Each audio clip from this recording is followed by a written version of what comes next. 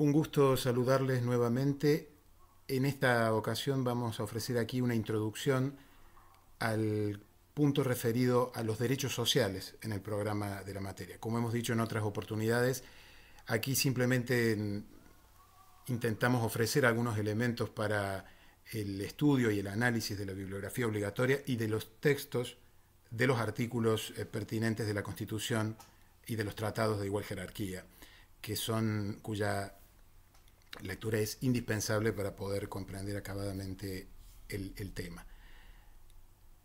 Cuando hablamos de derechos sociales, en general en la doctrina constitucional argentina, nos referimos a un conjunto de derechos que comienzan a reconocerse en la segunda mitad del siglo XIX en el mundo, pero que llegan a la Constitución argentina con la reforma de 1949. Son la expresión entonces de un movimiento de carácter mundial denominado el constitucionalismo social, es decir, un programa de reformas que se llevó adelante en distintos países del mundo para incorporar en las constituciones nuevos derechos que tuvieran en cuenta la situación social de los sujetos. No bastaba ya con reconocer la igualdad formal, la igualdad ante la ley, la libertad o la autonomía de la voluntad para celebrar contratos, sino que progresivamente la comunidad política había registrado que esas contrataciones, esas decisiones que se tomaban en el marco de las relaciones de trabajo no eran auténticamente libres porque estaba en juego una situación diferencial de poder, de recursos, que involucraban entonces una afectación de la libertad contractual. Para remediar eso comienzan a reconocerse derechos no ya a todas las personas, sino a aquellas que estaban en determinadas circunstancias, en determinadas relaciones sociales, en particular las relaciones laborales. Y también derechos destinados a quienes no podían trabajar por distintos tipos de impedimentos, ya fuera la edad, la enfermedad. Todo esto los ponía en una situación de desventaja que los derechos reconocidos hasta ese momento no alcanzaban a compensar. Lo que hacen de esta manera el constitucionalismo social es fijar ciertos límites, en principio, a esa autonomía de la voluntad, a esa libertad contractual que se había consagrado en el siglo XIX. En el caso argentino, la reforma constitucional de 1949 incorpora, entre otras reformas, un artículo que reconoce los derechos de las personas que trabajan, los derechos de la ancianidad, los derechos de la educación y la cultura y los derechos de la familia. Esta reforma fue derogada por el gobierno militar en 1956, por lo que nada de esa reforma permanece hoy en el texto constitucional vigente. Ese mismo gobierno militar convocó a una nueva convención constituyente que se llevó a cabo en 1957 y que incorporó un nuevo artículo en el texto del siglo XIX, el denominado artículo 14 bis, por haber sido ubicado a continuación del artículo 14. En ese artículo 14 bis se reconocieron tres tipos de derechos y a ello obedece la división del artículo en tres párrafos. El primer párrafo incluye los derechos de las personas que trabajan. El segundo párrafo contiene los derechos de los gremios. Y el tercer párrafo, los derechos denominados de la seguridad social. El artículo 14 bis, en su primer párrafo, además de reconocer los derechos de las personas que trabajan, establece un principio muy importante para la interpretación constitucional. El artículo comienza diciendo: el trabajo en sus diversas formas gozará de la protección de las leyes. Es decir, aquí la Constitución argentina establece lo que se denomina el principio protectorio en materia laboral. Es decir, que frente a la relación de trabajo, la Constitución argentina reconoce a un sujeto como destinatario de una protección especial. Se trata de la persona que trabaja. ¿Cuáles son algunos de los derechos que están allí reconocidos? Las condiciones dignas de trabajo, las condiciones equitativas de trabajo, la limitación de la jornada, es decir, no hay libertad contractual para pactar una jornada que exceda esos límites. Hay también un derecho al descanso, a las vacaciones pagas, a la retribución justa. No puede pactarse cualquier retribución y en eso es necesario prestar atención al derecho al salario mínimo vital y móvil que está consagrado a continuación. Es decir, se fija una cifra por debajo de la cual no se puede pactar ninguna remuneración. Otro principio es que a igual tarea le corresponde la misma remuneración. Inicialmente, esta cláusula estaba destinada a proteger a las mujeres que desde hacía algunos años estaban ingresando masivamente al mercado de trabajo y que experimentaban la discriminación en materia salarial. Y la cláusula sigue teniendo importancia y vigencia porque esa discriminación permanece todavía. También se consagra el derecho de las personas que trabajan a participar en las ganancias de las empresas. Es decir, a que a medida que la empresa mejore en su desempeño, esos resultados positivos también tienen que reflejarse en la remuneración o en el ingreso de la persona que trabaja en esa empresa.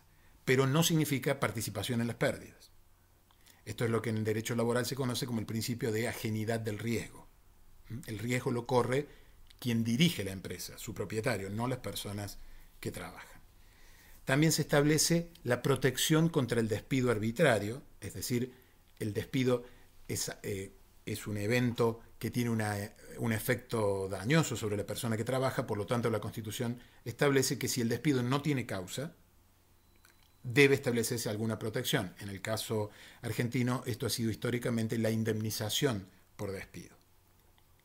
También la estabilidad del empleado público, es decir, en el caso del empleado público, a diferencia del privado, lo que hay es un derecho a la estabilidad, es decir, a que no se lo pueda despedir, salvo que sea con causa.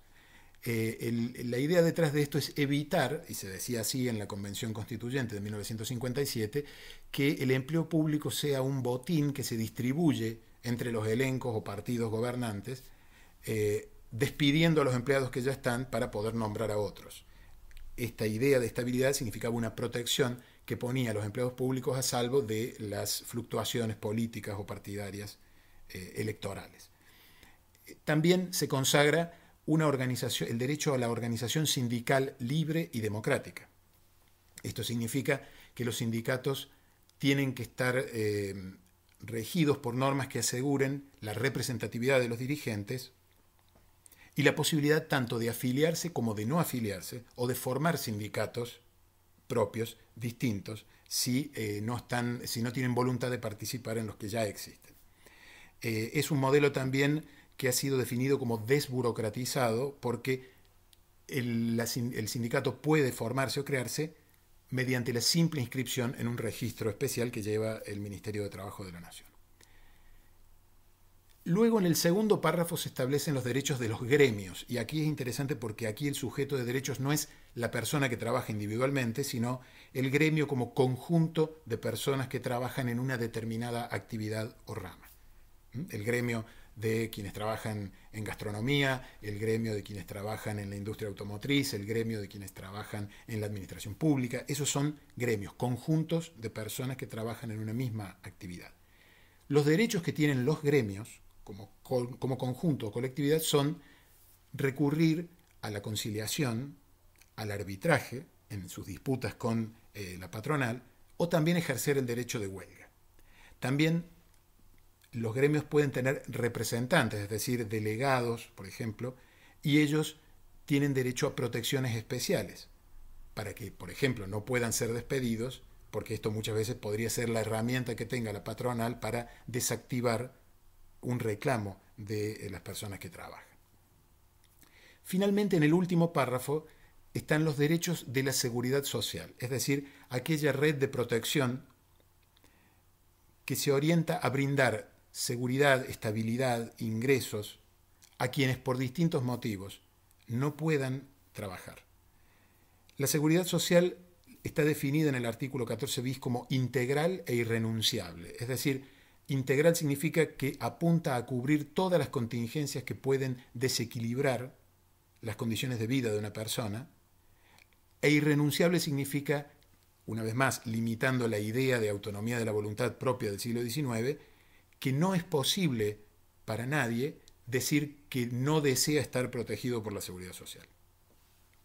Entonces, allí se crea un seguro social obligatorio que apunta justamente a brindar protección cuando, por ejemplo, por enfermedad, por fallecimiento, por desempleo, por una por una súbita baja en la actividad económica, por todos los factores que pueden dejar a una persona sin ingresos, allí este seguro brinda una compensación.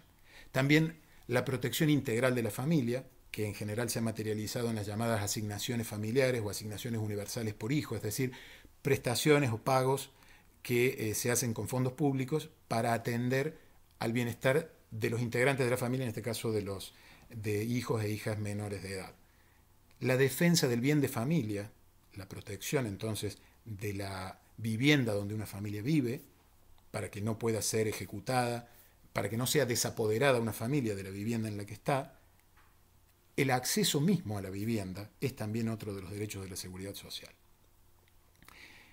Además de las jubilaciones y las pensiones móviles, es decir, una prestación para que cuando la persona deja de trabajar en razón de su edad, tenga un ingreso, y ese ingreso debe ser móvil, es decir, que acompañe la evolución de los salarios de quienes están en actividad.